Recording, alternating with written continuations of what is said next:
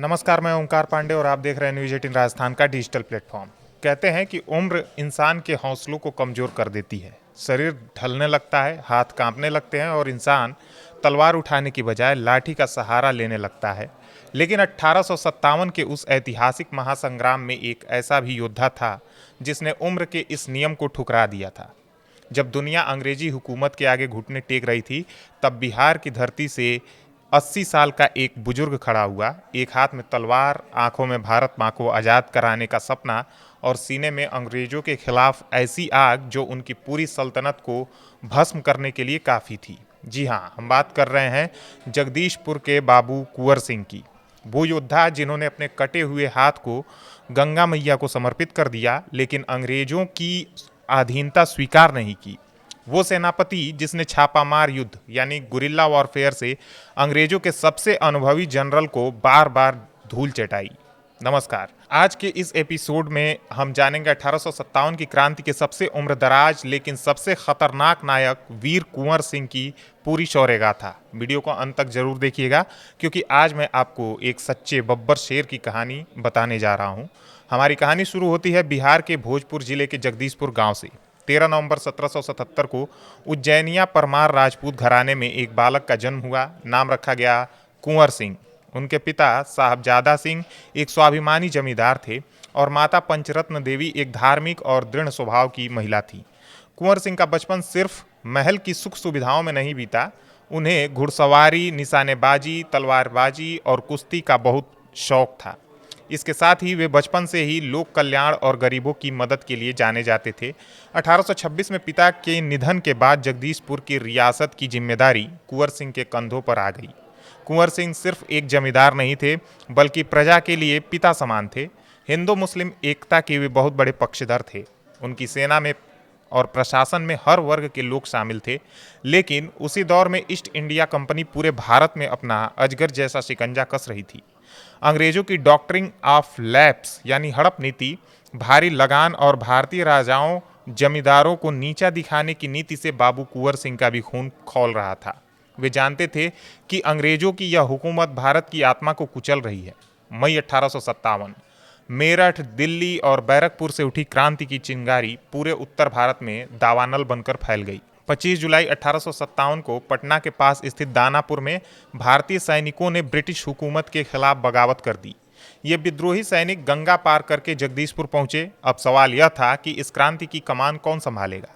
उस समय कुंवर सिंह की उम्र 80 वर्ष थी। उनके शरीर पर बीमारियों का असर था।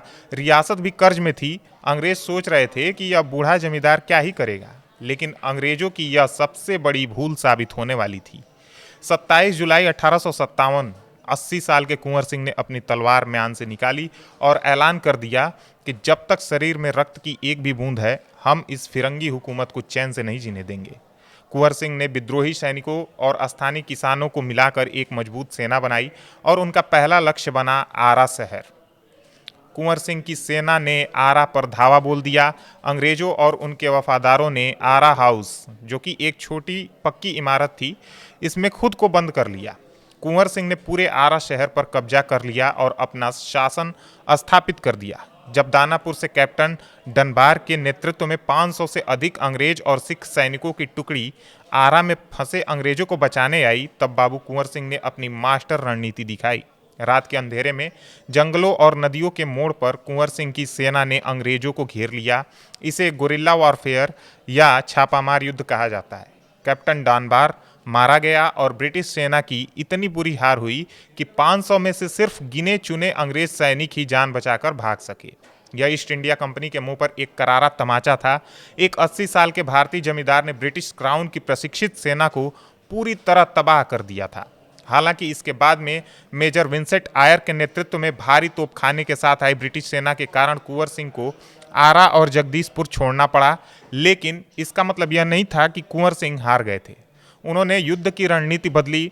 कुंवर सिंह ने बिहार से बाहर निकलकर मध्य प्रदेश और उत्तर प्रदेश का रुख किया। वे रीवा, बांदा, कानपुर और लखनऊ गए। वे तात्या टोपे और अन्य क्रांतिकारियों से मिले और अंग्रेजों के खिलाफ एक संयुक्त मोर्चा बनाने की कोशिश की। मार्च 1858 में कुंवर सिंह ने आजमगढ़ पर हमला किया और अंग्रेज जनरल मिलमैन को हराकर आजमगढ़ के किले पर अपना कब्जा जमा लिया। अंग्रेज अवाक थे। जिस कुंवर सिंह को वे खत्म मान चुके थे वो बार बार नए रूप में उनके सामने खड़ा हो जाता था। लेकिन अब कुंवर सिंह अपनी मातृभूमि जगदीशपुर वापस लौटना चाहते थे। अप्रैल 1858 कुंवर सिंह की सेना बलिया के पास शिवराजपुर घाट पर रात के अंधेरे में गंगा नदी पार कर रही थी। तभी अंग्रेज जनरल डगलस की सेना ने तोपों से हमला कर दिया।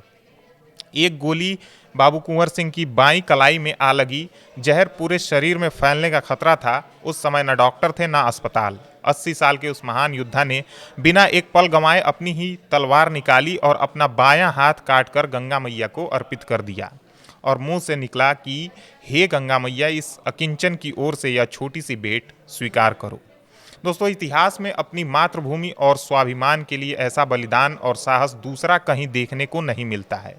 एक हाथ कटा हुआ था, शरीर से खून बह रहा था, फिर भी कुंवर सिंह रुके नहीं। 22 अप्रैल 1858 को वे अपने गृहनगर जगदीशपुर पहुंचे। अंग्रेज कैप्टन ले ग्रैंड को लगा कि घायल बूढ़ा अब क्या लड़ेगा। उसने 23 अप्रैल 1858 को जगदीशपुर पर हमला कर दिया। लेकिन कुंवर सिंह तो कुंवर सिंह थे। अत्यधिक घायल होने के बावजूद उन्होंने अपनी सेना का ऐसा नेतृत्व किया कि कैप्टन ले ग्रैंड की सेना के परकच्छे उड़ गए। अंग्रेजों की करारी हार हुई। ले ग्रैंड मारा गया और जगदीशपुर के किले पर एक बार फिर कुंवर सिंह का झंडा फहर गया। लेकिन यह युद्ध उनका अंतिम युद्ध साबित हुआ। अत्यधिक खून बह जाने और गहरे जख्मों के कारण जीत के ठीक 3 दिन बाद यानी 26 अप्रैल 1858 को यह महान योद्धा हमेशा हमेशा के लिए इतिहास के पन्नों में अमर हो गया। वे युद्ध के मैदान में अंग्रेजों से कभी पराजित नहीं हुए। वे जीते जी आज़ाद रहे और आज़ादी की गोद में ही उन्होंने अंतिम सांस ली।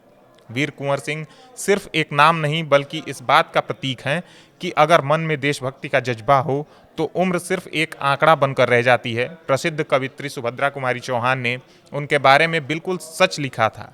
चला गया यूं ही कुंवर सिंह, उदयपुर तुंग पर अमरपुर, माता की वेदी पर उसने अपना सिर चढ़ाया सहर्ष।